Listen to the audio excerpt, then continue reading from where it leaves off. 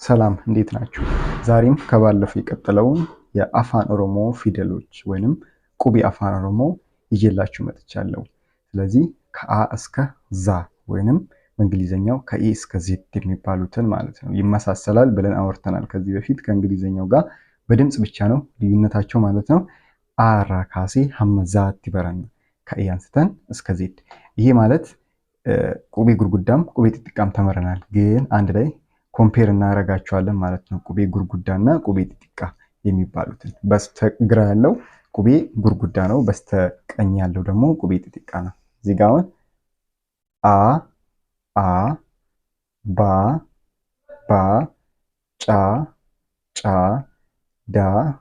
ዳ ኤ ፋ ጋ ሃ ኢ ጃ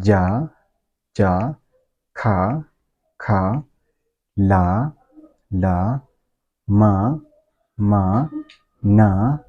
ና ኦ ፓ ቃ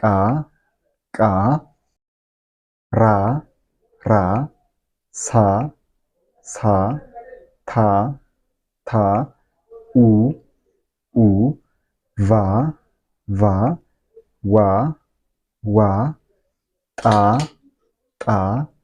ያ ዛ እነዚህን ይመስላሉ ማለት ነው።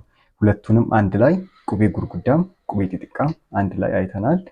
ስለዚህ እነዚህን ፊደሎች ደጋግማችሁ እዩዋቸው፣ ለምን ንባብ ለመቻል የግድ ስለሚያስፈልጉ። እንዲሁም በዩቲዩብ መማር የምትፈልጉ ባዮ ላይ አለ፣ ገብታችሁ በዩቲዩብ መማር ትችላላችሁ። በኦንላይን ደግሞ በቀጥታ በዙም ወይንም በኢሞ በዋትስአፕ መማር የምትፈልጉ አናግሩን። ስልካችን ስክሪኑ ላይ አለ። ደህና ሁኑ።